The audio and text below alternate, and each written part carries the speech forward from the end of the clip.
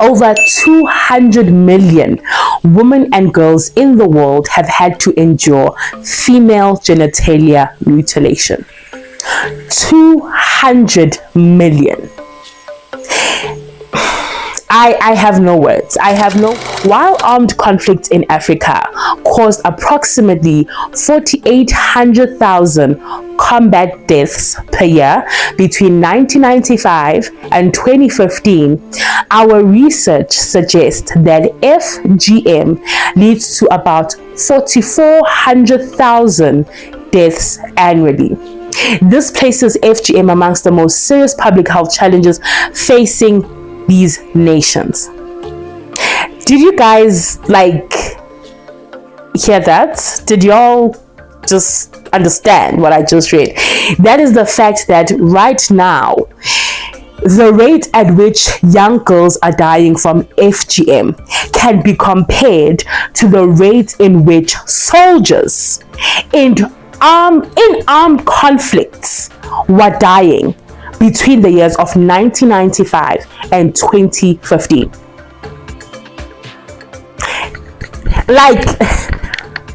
We might as well just be sending the young girls to war at this point. Give them a gun, give them the armor, let them go. Because what are with another good ass episode so we can have ourselves a good time.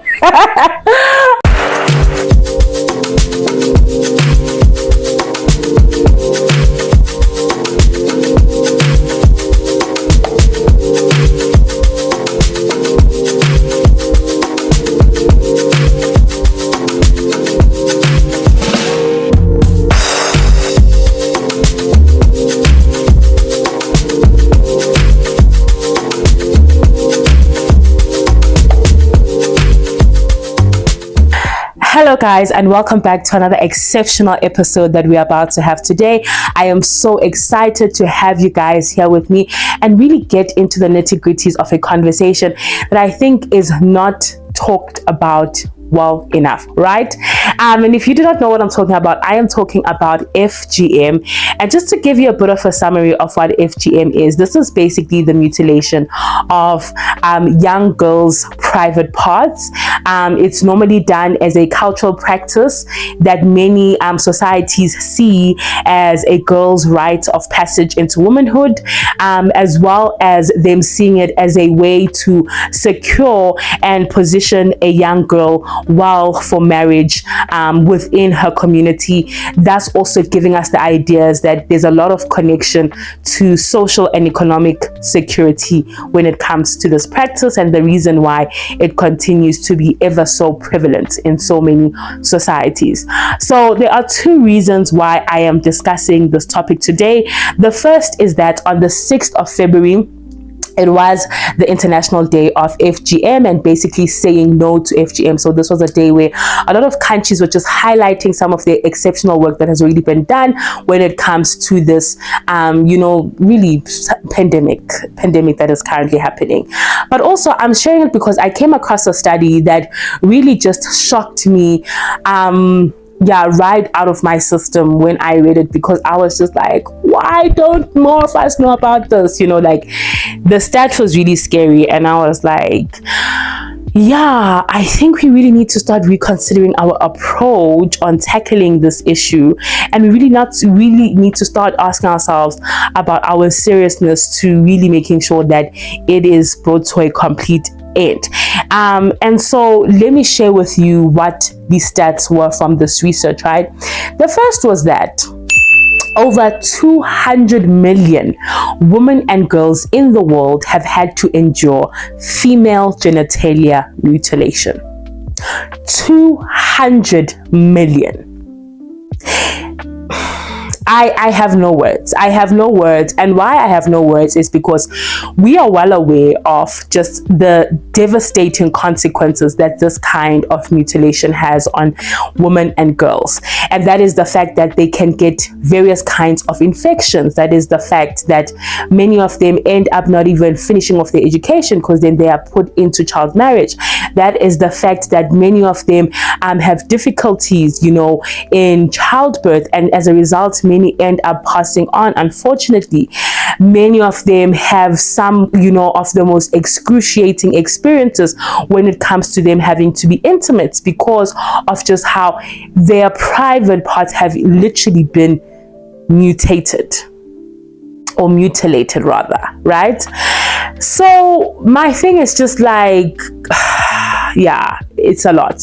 But the other stat that really just shocked me was the fact that this is now one of the leading causes of death for girls around the world. And this is the particular stat that really just had my heart breaking. And it said, while armed conflicts in Africa caused approximately 4,800,000 combat deaths per year between 1995 and 2015, our research suggests that FGM leads to about 4,400,000 deaths annually. This places FGM amongst the most serious public health challenges facing these nations. Did you guys hear that? Did y'all just understand what I just read? That is the fact that right now, the rate at which young girls are dying from FGM can be compared to the rate in which soldiers in armed conflicts were dying between the years of 1995 and 2015.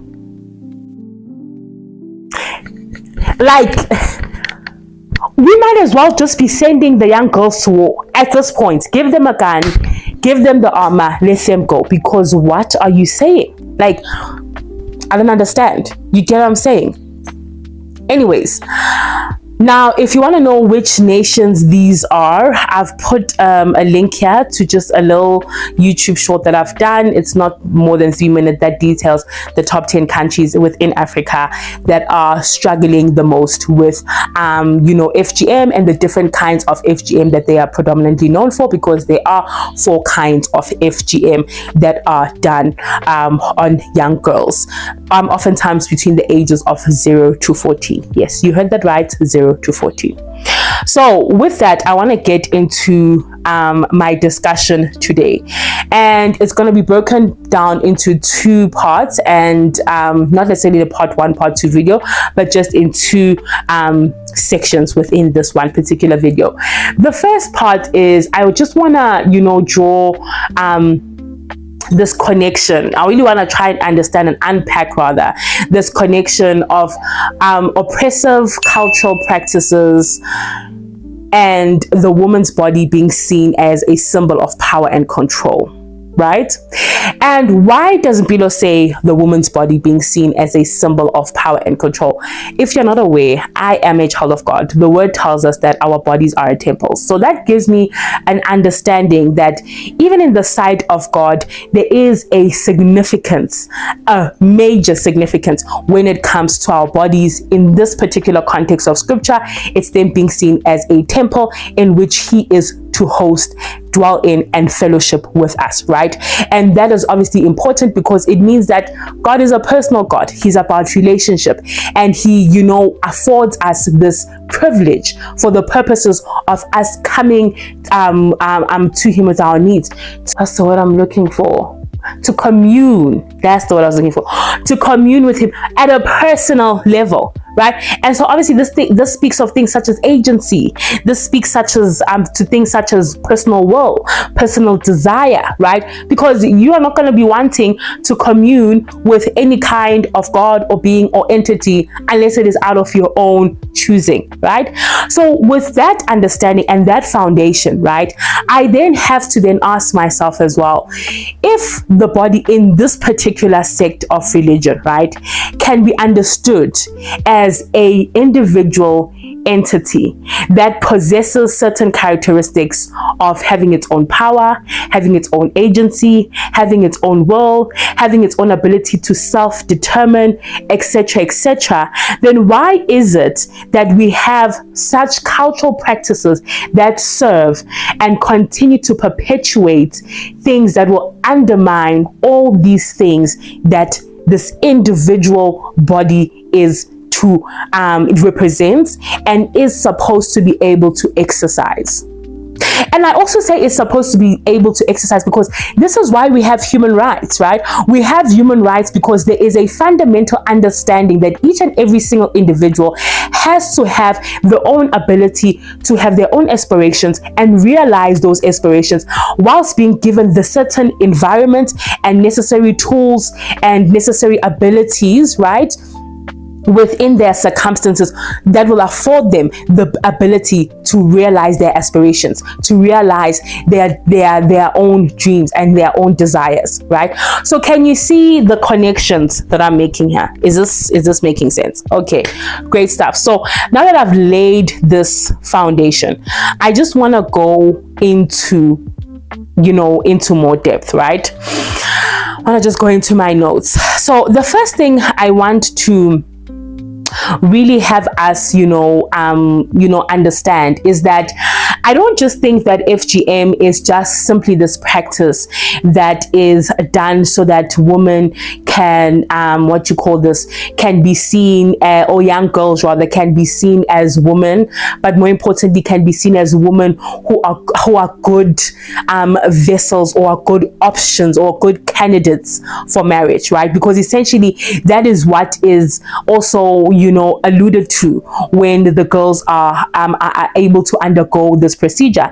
And it is important to note that this procedure particularly happens within rural settings, right? And so the girl and her body is seen as this resource, as this commodity that is going to secure a certain level of economic and financial security for the family, right? That's the first thing. But the second thing is also she is seen as a resource and as a commodity of reproduction, right? Reproduction in the sense that her ability not only to just reproduce, but her ability to also just have her own level of agency over her desires, her sexual desires, that is, over her own a sexual liberation. And when I say sexual liberation, I do want to define this because definition with these terms in terms of the way you are using them is important in the context of the times you live in. When I say sexual liberation, I do not mean a woman going around and just wanting to just sleep with every and anything that's around. I don't necessarily think that this is what these girls want, but I do mean sexual liberation in the sense that a woman should be able to not endure excruciating levels of pain when she's being intimate with her husband, because that essentially is what this operation does, is that it so forms the woman's private areas that she literally cannot, beyond let alone enjoying, she literally just cannot even enjoy the activity that is currently taking place. And I think that is just very unfortunate, right? Because we also do understand that in this context of marriage that many of these young girls are often put into, that is going to be a set requirement, and they're going to be required to perform that activity consistently. So do we understand what we are putting these young girls and these young women through at a physical and at a psychological level as well? So another thing I want us to really unpack, right, is this idea of a woman's value being equated or being only seen as something that is of worth and something that is to be noticed simply because of her purity and her modesty. And this kind of practice takes this idea to the extreme, because essentially, depending on the different types of FGMs that are done on the girl, and you can see this again in the shorts that I've done, they will essentially be they'll either close up the vaginal lips, right? I believe it's called the vulvas. They'll either just sew them up to a certain degree, or the most extreme one is that they not only will sew it up and just leave a small hole that I believe will be for urination and penetration. Again, I am not one who is an advocate or an activist in this, so if you do want to know the full and proper information on this, I have put all the information in the description below so that you can also be well versed on this topic. But moreover, the most drastic one is that they will completely cut off the clitoris, right? so that the woman cannot experience any kind of pain, cannot be able to even dream of, what you call this, having any kind of sexual desires of her own outside of her husband. And again, this is just very, very, very extreme understandings of a woman's worth and it being equated to her sexual purity, which I think is completely wrong, considering the fact that a woman at the end of the day is a human being, and her worth should not be completely degraded to simply what is in between her legs, and how what is in between her legs is currently, placed or looking or has been presented to the what you call this, to the best suitor at hand. You understand? Like, these send out very the way it conditions women to not be able to have a very healthy esteem of self. It conditions women to not be able to see themselves beyond what their bodies can serve as an offering to another person. And that is unfortunate. That is really, really unfortunate, because these women, I believe that they have their own dreams. They have their own aspirations. They have their own plans for their own lives. But unfortunately, many of those will never materialize because of how such practices oftentimes end up even leading them to a lot of early childhood marriages that end up happening. And finally, again, another thing that I really want us to really think about when it comes to FGM is the idea of ownership. I don't know where necessarily this idea originated from, but the idea that a woman is first owned by her father, and then when marriage comes, she's owned by her husband. Again, this kind of practice takes those ideas to the extremes, because not only are you owning her life, right, in terms of you marrying her at a young age and dictating whether she should continue her education or not, or whether she should start bearing children for you and stay home and cook and clean and all the rest, but also you are essentially having full control and ownership, right, over her physical anatomy.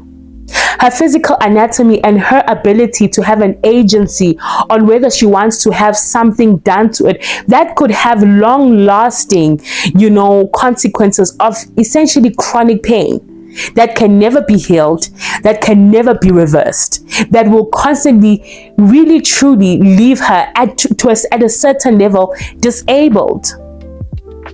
And I think for me, this is very, very, very unfortunate. It's very unfortunate. I do not believe, especially as a child of God, that any of us are to be owned by anyone else. I do not think that has ever been the initial design of God, for one human to have ownership of another, right? And particularly also as a Black woman, I also say this also because these are some of the things that we were fighting about when it came to the issues of racism, right? This whole ideology that one race is superior than the other and one race is to have dominance than the other.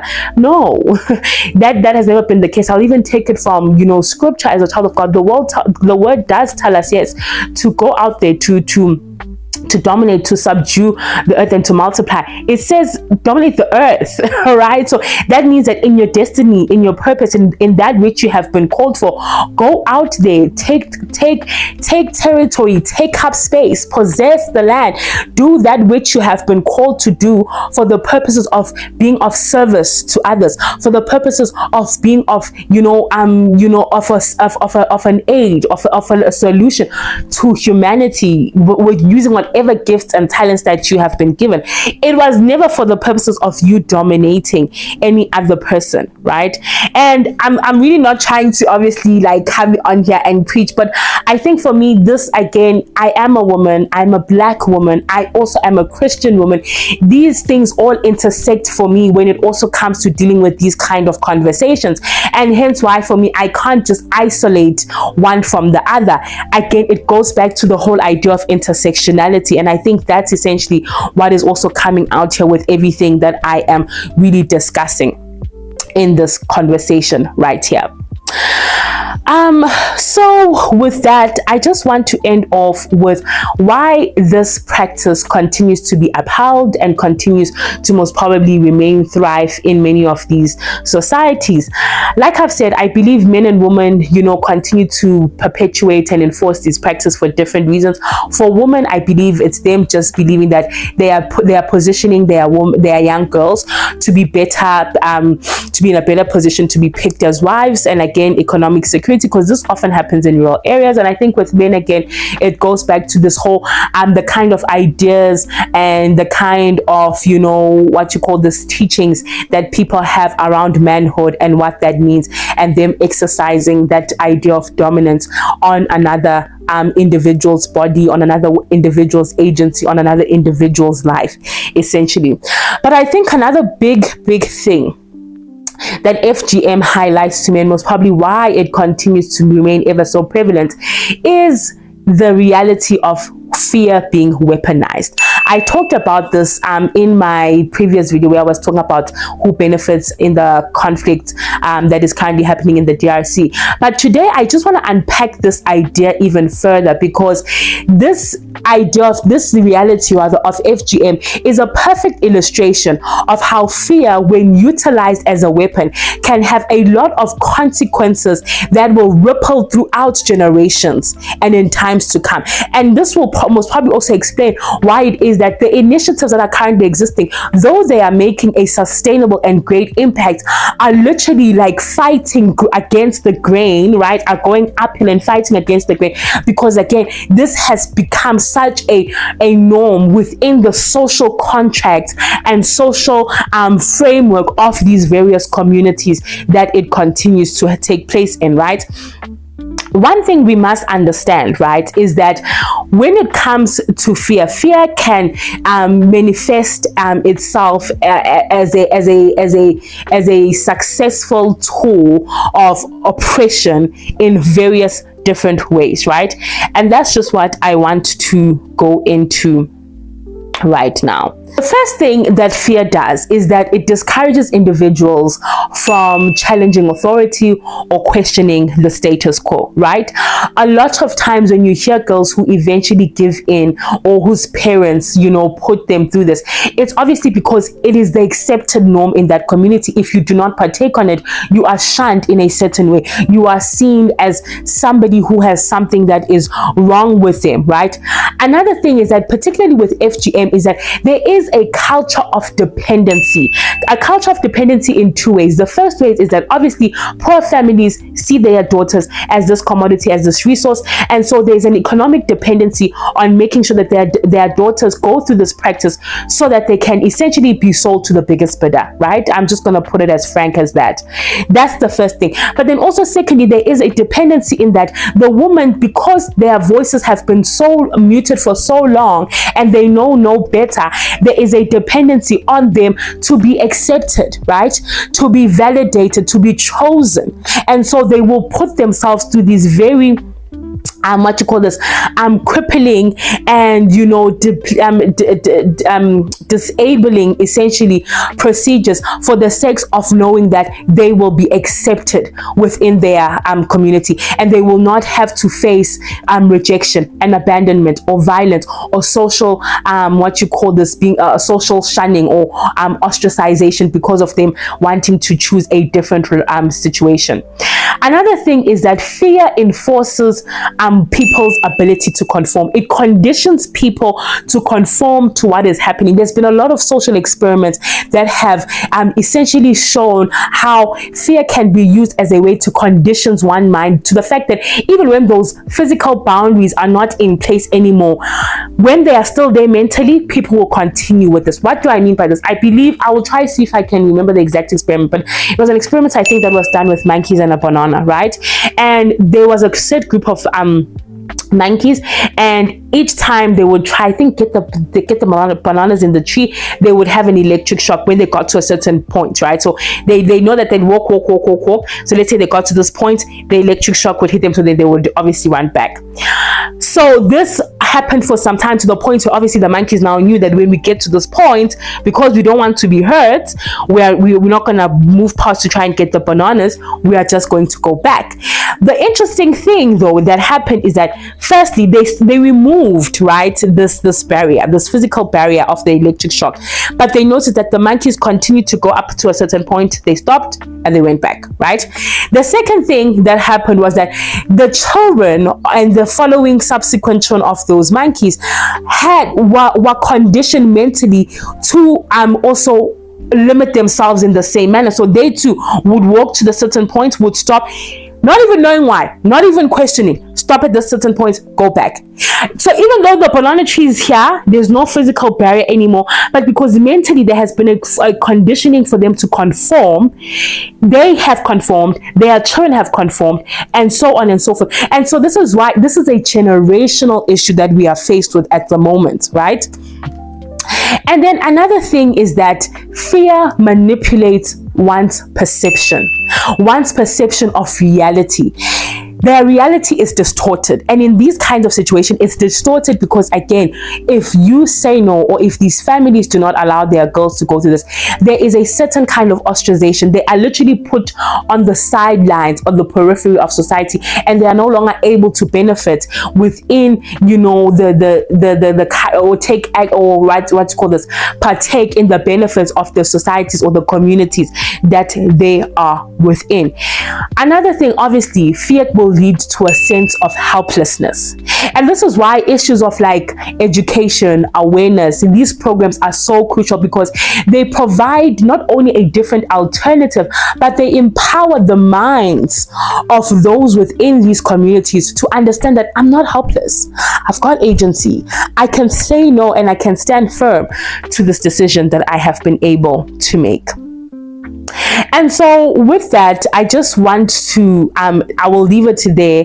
Obviously I think I've covered everything that I wanted to cover, but I hope that with, you know, just these few thoughts that I've been able to share, that it will all, you know, help us really to just start really considering these issues that we are faced with, from them more than just being cultural issues, but to understand that there is a lot of psychological, there's a lot of also economic, and there's also a lot, to a certain degree as well, social factors that play into this. And I mention all of this because it should help us then understand that all the solutions that have to come up with dealing with these issues have to be multi-pronged in how they will deal with all these various factors that continue to influence the continuation of this crisis that is currently being faced by young girls and women around the world, particularly in Africa. So guys, thank you. And with that, we are going to move on to women across Africa.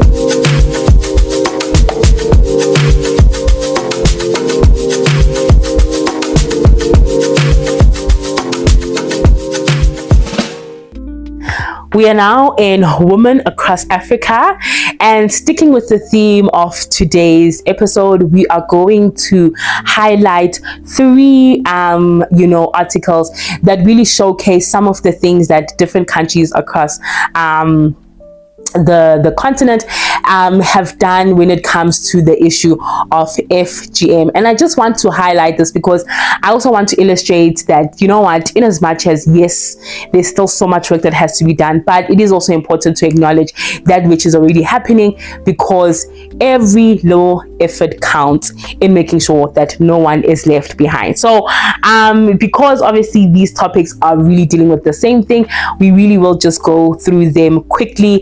But the first country that I read about that was commemorating the day of ending female genital mutilation is Nigeria. So the minister noted that the theme for this year is really a call for them to accelerate progress, deepen partnerships, and translate commitment into tangible actions. So one thing I really appreciated about the federal government of Nigeria is that they really, reiterated their commitment to end FGM within their country, and they made a really urgent call to action, right, for the protection of millions of girls and women from this very harmful practice. And I think that's really important, because obviously one of the difficulties with FGM is the fact that law enforcement is not something that is really strong, in that those who do enforce this practice are not punished accordingly. So those systems are not yet in place to ensure that people do not get away with essentially ruining women and children's lives. Essentially that's what they do. Country that I wanted to speak of is Eritrea, and they also, had their own celebration and commemoration at a regional level. They also have basically come together, and I believe it was their Director General of Social Services in the region explained that there is a lot of extensive awareness raising programs that they are currently working on and working with to combat this issue of FGM. And obviously he also went on to explain this really this multi-stakeholder partnership that they have with different layers of society coming together. And some of them that he listed was obviously government, was national associations, was religious institutions, was community-based organizations. I really appreciated the highlighting of religious institutions, because in many cases, right, people do use the avenue of religion as a reason for why FGM should happen, even though really there isn't no religion that in any way stipulates that FGM should be done. I really cannot think of one in Christianity. I cannot think of any of that in Islam as well that stipulates that women and girls should undergo this very cruel procedure. So I think that is very important, because it will ensure that correct doctrine is preached and is taught, and so that's mitigating those who may want to fall into this practice under the false teachings, right, that are being pushed and propagated within their set religions. Another country was Uganda, and Uganda has got a great deal of parasocial workers who are supporting girls to say no to FGM. This article, I really appreciated it because it highlighted a particular social worker who is really on a mission to educate the girls in her community on the dangers of this harmful practice. And she does so by sharing her own traumatic experience of witnessing her sister's ordeal, which ultimately led to her death during childbirth, unfortunately. And I think this really is just such a beautiful article that gives a very detailed illustration of what FGM practically looks like in its ways of ruining a girl's life, or rather even a woman's life as she enters into adulthood. So again, guys, as always, do go and check out these articles, because I just obviously just give a surface space covering of them, as well as give my own personal thoughts. But I think this is important because girls should also be empowered to know that they can say no, though it will be a difficult one. It is something that girls should know that they have the choice and option to do. So those are my Women Across Africa articles. I hope that you also are just feeling a little light-hearted after that very heavy conversation we had in the first part of the show. I really feel like I just went in there, but these stories really are just an illustration of the fact that there is light, and there is hope. More importantly, there is hope that this basic crisis pandemic will end, and that as long as we are willing to put in the work at in any way we can, it will ultimately end. And that for me is what I look forward to. I look forward to the day after the war being the end of FGM on young girls and women's bodies. So with that, we will move on to Woman of the Week.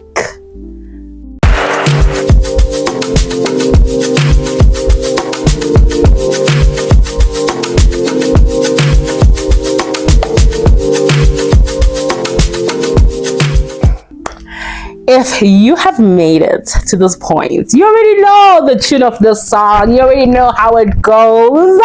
You are the bomb.com, ma'ams and sirs. Guys, as you can see with just how happy and elated I am, we are at the end of the show, but I'm not excited about that. I'm just excited that we are at the part that is the most uplifting, the most encouraging, the most inspiring part of this show, and that is Woman of the Week. This is the part where we highlight a particular woman's work within her community that she's doing to change lives in real time, you know? And before I share our exciting Woman of the Week, I just want to say, guys, thank you so much for watching. Thank you for liking, for commenting, for subscribing as well. Everything that you guys do is seen, is appreciated, and I'm so happy to have you guys here on this journey with me. And so with that, let us get into it. This week's Woman of the Week takes us to Malawi, and we are going to meet Chief Teresa. And Chief Teresa, guys, is exceptional in how she does a lot of work in ending a lot of child marriages for both girls and boys within her community. And in ending these child marriages, she further goes on to insist that they go out and get an education and not be loitering at home, either attending to house chores or doing the gardens, or child rearing, when they should be in school and affording themselves the chance at having a better opportunity. I really loved the story, and this is somebody who is known already in the space, but I just wanted to particularly highlight her work because I think it ties in so perfectly well with the issue of FGM, because FGM is closely related with child marriage, and I will very soon do a separate episode on the issue of child marriage and how it is also just a continuing rising issue and problem, which I don't understand. But again, that's why we do the research, to try and get to the bottom of these things.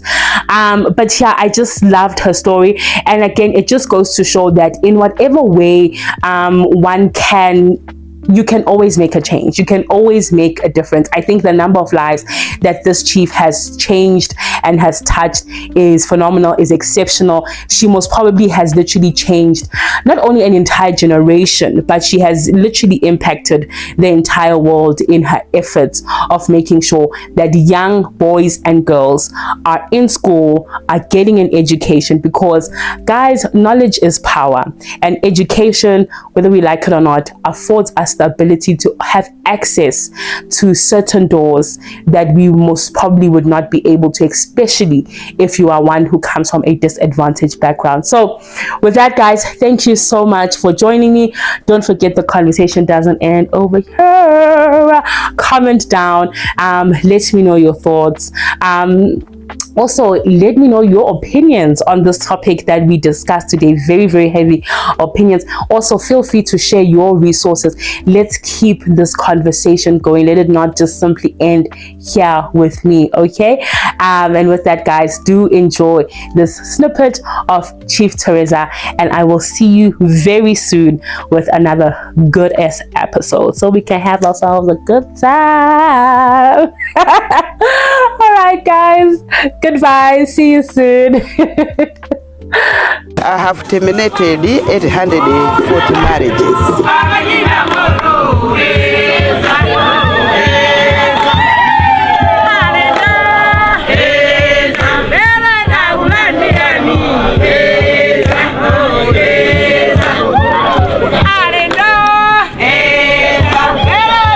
I have terminated 840 marriages.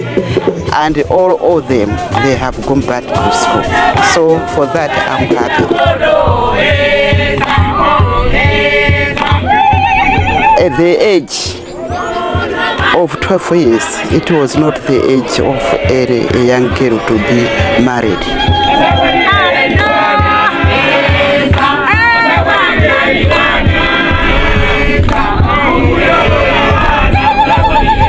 Also boys, we want them also to go back to school. We did want only girls, but all of them, girls and boys, they must all going back to school, but the big number is for the girls.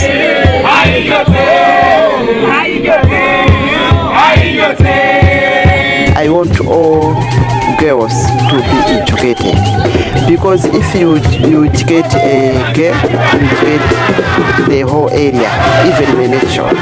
So I want these girls to be educated, because in the future they will take care of us.